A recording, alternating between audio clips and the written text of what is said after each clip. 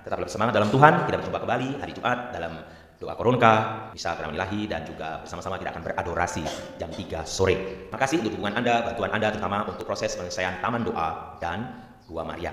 Saya sedikit mengulas, saudara-saudara yang terkasih, proses pembangunan Taman Doa dan Gua Maria masih berlangsung, karena tanah di Palangkaraya itu tanah gambut, saudara-saudari, jadi prosesnya tanahnya labil. Oleh karena itu perlu untuk diuruk, dipadatkan, sehingga tidak turun Gua Marianya nanti. Masih memerlukan sekitar pengurukan itu, terakhir informasi dari Pastor Paroki, Pastor Cornel, hampir 90 sampai 100 red truck lagi. Jadi itu, dan saya harus jujur dengan Anda, di Palangkaraya itu satu red truck itu total hampir 250.000 atau hampir 300.000 per rednya.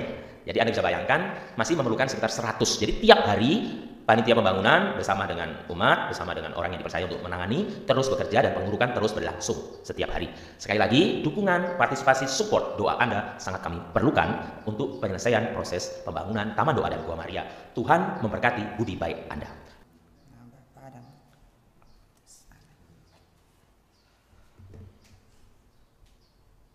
Dalam nama Bapa, Putra, dan Roh Kudus, amin. Tuhan bersamamu.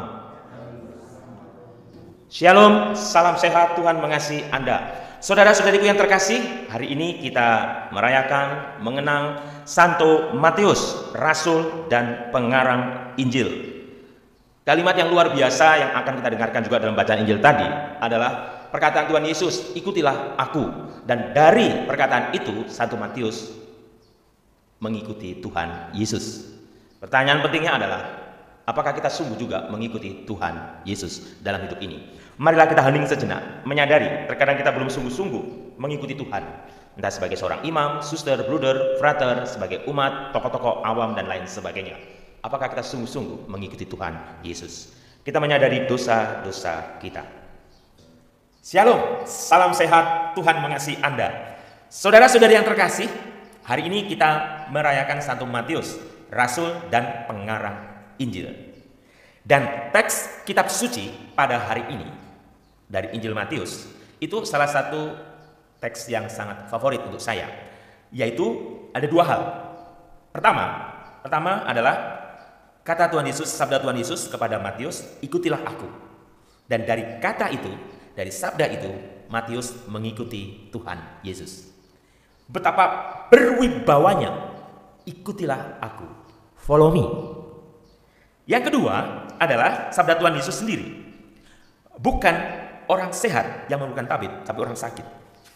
Dan kelanjutannya adalah, yang kukendaki ialah belas kasihan dan bukan persembahan. Saudara-saudari yang terkasih, perkataan Tuhan Yesus, ikutilah aku, follow me. Itu kalau di dalam film Sister Act, itu ada lagunya kan?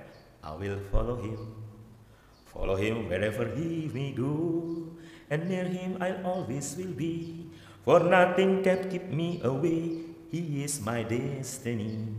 I will follow him. Aku mengikuti Tuhan. Dan ini sangat indah, saudara-saudara yang terkasih. Pastor Win mengikuti Tuhan Yesus, Pastor Lulus, Pastor Cornel, Anda sekalian mengikuti Tuhan. Coba kalau kita back to pas, balik ke masa lalu kita. Saya tidak tahu, mungkin ada baptis bayi atau baptis sudah dewasa dan lain sebagainya. I don't know, saya tidak tahu. Tapi yang saya tahu, dan Anda juga tahu, saya yakin itu adalah Tuhan yang memilih Anda. Follow me. Renungkan ini, saudara-saudara yang terkasih. Bayangkan, di seluruh dunia ini, orang Kristen, spesifik lagi orang Katolik, berapa sih jumlahnya? Dari sekian miliar manusia di dunia ini. Nah, dari sekian manusia yang ada di dunia ini, Tuhan memilih Anda, memilih saya. Untuk apa? Jadi orang Katolik. Jadi pengikut Tuhan Yesus. Meskipun tidak mudah. Dinamikanya begitu. Wah, kadang kita jatuh, kadang kita bagaimana. Dan semakin kita mengimani iman Katolik ini, dirasa-rasakan kok bukan semakin mudah, semakin sulit, saudara-saudari. Ya, kalau di daerah yang mayoritas Kristen sih, it's okay. Tapi kalau non-Kristen, saya nggak menuduh. Saya bukan ngomong soal syarat, tidak. Tapi saya memberikan fakta, saya mau menguatkan iman saya. Iman umat saya, umat Katolik. Bahwa mengikuti Tuhan itu bukan suatu yang mudah. Dalam khotbah saya selalu mengatakan, kalau mengikuti Tuhan itu mudah, kalau mengikuti Tuhan itu mudah, hadiahnya itu kipas angin, blender, saudara-saudara. Tapi mengikuti Tuhan itu hadiahnya surga. Makanya kita berani mengatakan, I will follow him. Aku mengikutinya. Aku mengikuti Tuhan. Sebab dalam teks berikut, dalam dalam bait berikutnya kan dikatakan, ever since he touched my heart, I know. Ketika Tuhan menyentuh hatiku. Jadi seperti Matius pada saat Tuhan mengatakan, follow me, ikutilah aku. Matius mengikuti, bayangkan. Cuma mengatakan, ikutilah aku. Wah, kita pergi ke pasar, ada orang jualan soto, ikuti aku. Ada orang jual bakso, ikuti aku. Wah, penjual-penjual ikut semua. Ya karena mereka dagang, saudara-saudari. Tapi ikut di sini, saudara-saudara yang terkasih, itu terjadi suatu metanoia, perubahan. Gitu loh. Berubah. Matius si pemungut cukai dari bangsa Roma. Jadi Matius itu adalah orangnya penjajah, saudara-saudari. Orang berdosa. Tetapi berubah mengikuti Tuhan. Ini luar biasa dan ini dahsyat, saudara-saudari. Dan pertanyaannya adalah, bagaimana dengan kita? Apakah terjadi perubahan dalam diri kita? Karena Tuhan tadi dikatakan di dalam bacaan Injil, Tuhan itu lebih menyenangi belas kasih daripada persembahan. Saudara-saudari, inilah perjuangannya. Karena banyak orang itu merasa diri benar, merasa baik. Saya kalau merenungkan hidup saya, panggilan saya, dulu kalau saya ingat masa saya masuk seminari di paroki saya, paroki saya itu waktu zaman saya itu ada 7 calon seminaris dari paroki saya bersama dengan saya itu ada 7 dengan saya maksudnya. Dan yang 6 nggak tahu mungkin ikut misa atau tidak teman-teman saya itu. Yang 6 itu manis-manis, suci-suci, hello, kepala miring semua. Yang namanya Lulus Widodo, saya itu panggilannya Dodot jadi kalau cari Lulus Widodo di Purworejo nggak ketemu, nggak akan tahu. Tapi Dodot tahu. Yang namanya Dodot ini, aduh, saudara-saudari, dari antara 7 ini, yang paling kacau, paling ini dan lain sebagainya, Dan saya heran, 7 ini masuk dan diterima, tetapi yang jadi romo, ya saya sendiri. Yang 6 tuh nggak tahu kemana. Dan, ini jujur saya cerita dengan Anda, di seminari menengah, di Mertoyudan, saya masuk Mertoyudan, itu kan ada KPA 1, KPA 2. Yang KPA itu yang dari SMA, saudara-saudari, KPA itu dari SMA. Nah, kalau yang dari kelas 0, dari SMP itu, MU namanya Medan Utama. Nah, saya memberitahukan kepada Anda, saya itu KPA 1, ada KPA 1, KPA 2. Satu kelas itu 22 orang. Anda tahu, saya itu ranking 21 dari 22, saudara-saudara. Betapa gobloknya saya tuh. Teman saya itu pinter-pinter, karena ada yang lulusan Debrito, lulusan SMA Teladan Jogja, Solo, wah pinter-pinter, saudara-saudari. Saya itu kalau di kelas memandang mereka itu, Tuhan, aduh, siapakah aku ini? Memandang mereka pinter-pinter, luar biasa. Wah, saya itu kadang-kadang minder terus. Jadi saya itu di KPA di Seminari Menengah Mertoyudan itu hidup dalam keminderan, saudara-saudara. Karena teman saya pinter-pinter. Padahal saya dulu di sekolah saya juga pinter. Saya termasuk ranking 1 di sekolah saya. Tetapi di Mertoyudan nggak ada apa-apanya saya. Capek deh, nggak ada apa-apanya. Terlalu pinter-pinter. Karena saya kan dari sekolah negeri. Nah, sekolah negeri dibandingkan sekolah Katolik pada waktu itu ya kalah jauh lah yo. Nah, saya kalah. Mereka pinter-pinter. Akhirnya berapa kali saya memutuskan mau pulang. Kan saya udah pernah ceritakan sharing, nggak perlu saya ulangi lagi. Saya udah sharing, nggak mau pulang. Ulangi sedikit. Saya pulang ke rumah, pulang ke Purworejo, saudara-saudari. Saya jadi pulang, melarikan diri. Hello, sudah pulang dan nggak bakal ketemu Anda sekalian di dalam live streaming ini. Kalau saya itu waktu itu nggak kembali. Dan Anda tahu kenapa saya akhirnya kembali ke rumah? Mengapa saya yakin bahwa sejelek-jeleknya ini saya dipilih Tuhan? Karena apa? Saya sudah pulang, sudah melarikan diri. Sampai rumah ada misa lingkungan di tempat saya. Nah, itu udah sore. Udah sore itu saya mengendap-endap, kok banyak orang, ada apa? Saya mengendap-endap di bawah jendela. Ternyata Romo Paroki, waktu itu Romo Hadi Susilo MSC bilang begini, silakan kalau mau doa spontan. Ibu saya berdoa begini, ya Tuhan, hambamu berdoa untuk anakku lulus di Seminari Mertoyudan agar menjadi Romo yang baik. Balik nangis saya, saudara-saudari. Lah mau pulang. Demi nama Bapa, Putra dan Roh Kudus. Ini kisah nyata, saudara-saudari. Jadi ibu saya itu berdoa untuk saya. Ya saya akhirnya pulang, saudara-saudari. Kembali ke Mertoyudan, nggak punya duit, jalannya truk, saudara-saudari, dari Purworejo ke Magelang. Anda bisa bayangkan, di sini ada Romo Win, tahu bagaimana Mertoyudan. Itu kalau melarikan diri dikeluarkan, saudara-saudari. Anehnya, mengapa saya yakin Tuhan memilih saya? Karena apa?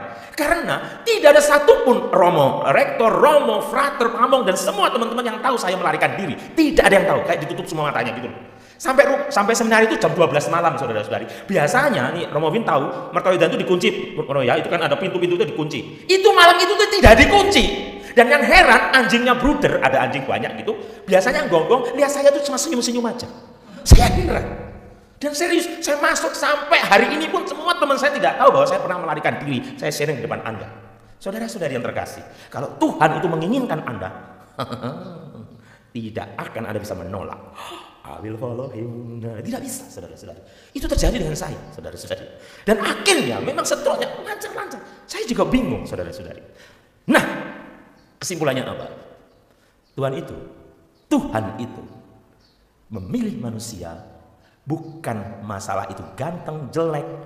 Kalau menurut ganteng-gantengnya, coba kalau Tuhan memilih semua yang mirip bintang film Korea, Romo Lulus sudah kepilih juga, karena saya Korea juga, saudara-saudara.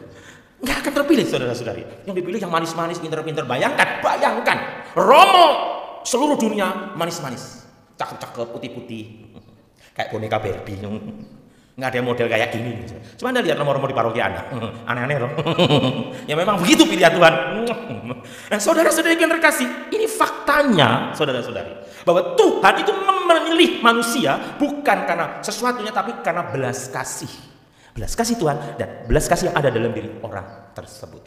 Saudara-saudari yang terkasih, Tuhan tidak memperdulikan masa lalu Anda. Tuhan tidak memperdulikan masa lalu saya, kita semua. Tapi Tuhan memerlukan adalah bagaimana cinta itu yang dihidupi setiap hari. Setiap hari. Di mana Anda selalu tergerak hati oleh belas kasihan. Misericordia super turbam. Hatiku selalu tergerak oleh belas kasih. Itu yang harus Anda tumbuhkan. Karena itulah modal Anda masuk surga. Hello. Itu. Jadi kalau Anda selalu tiap hari berbelas kasih. Siap-siaplah berkata kepada Tuhan. Pada saat Anda mau dipanggil Tuhan, ke dalam tanganmu ku serahkan hidupku, ya Tuhan penyelamatku. Sambil tersenyum, ngek, mati saudara-saudari. Jadi pada saat mati jangan takut. Jadi kalau Anda mau meninggal, jangan takut Tuhan. Nggak, tenang aja. Kalau Anda hidup berbelas kasih, tenang aja. Tuhan, ambillah nyawaku, I will follow. Nah, ikuti Tuhan, I will follow you. Saya akan mengikutimu Tuhan. Saudara-saudara yang terkasih, selalulah berbelas kasih dalam hidup ini. Tuhan memilih Anda. Berkata, marilah muatakan misteri iman kita. Setiap kali kami makan roti ini dan minum dari piala ini, wafat-Mu Tuhan kami wartakan hingga Engkau datang. Tuhan bersabda, aku datang bukan untuk memanggil orang saleh, melainkan orang-orang berdosa. Saudara-saudara yang terkasih, terima kasih atas kebersamaan Anda, kesetiaan Anda mengikuti perayaan Ekaristi melalui link Paroki Yesus Gembala Baik atau YGB Palangkaraya. Tuhan memberkati budi baik Anda. Tetaplah bersemangat dalam Tuhan. Kita berjumpa kembali hari Jumat dalam doa Koronka, misa Kenamaan Ilahi, dan juga bersama-sama kita akan beradorasi jam 3 sore. Terima kasih untuk dukungan Anda, bantuan Anda, terutama untuk proses penyelesaian Taman Doa dan Gua Maria. Saya sedikit mengulas, minta waktu sedikit. Saudara-saudara yang terkasih, proses pembangunan dari Taman Doa dan Gua Maria masih berlangsung, karena prosesnya adalah tempat lokasi Gua Maria itu harus mengalami pengurukan tanah, dana cukup dalam, karena tanah di Palangkaraya itu tanah gambut, saudara-saudari, jadi prosesnya tanahnya labil. Oleh karena itu perlu untuk diuruk, dipadatkan sehingga tidak turun Gua Marianya nanti. Dan masih memerlukan sekitar pengurukan itu, terakhir informasi dari Pastor Paroki, Pastor Cornel, mungkin hampir 90 sampai 100 rit lagi. Satu rit truk. Jadi itu, dan saya harus jujur dengan Anda, di Palangkaraya itu satu rit truk itu total hampir 250.000 atau hampir 300.000 per ritnya. Jadi Anda bisa bayangkan masih memerlukan sekitar 100. Jadi tiap hari panitia pembangunan bersama dengan umat, bersama dengan orang yang dipercaya untuk menangani, terus bekerja dan pengurukan terus berlangsung setiap hari. Sekali lagi, dukungan, partisipasi, support, doa Anda sangat kami perlukan untuk penyelesaian proses pembangunan Taman Doa dan Gua Maria. Tuhan memberkati budi baik Anda. Mari kita mohon berkat Tuhan. Tuhan bersamamu. Semoga kita sekalian, niat baik kita untuk mengikuti Tuhan diberkati oleh Allah Bapa yang Maha Kuasa, Bapa, Putra, dan Roh Kudus. Amin. Saudara sudah terkasih, perayaan Ekaristi sudah selesai. Pergilah, kita diutus mewartakan Injil Tuhan.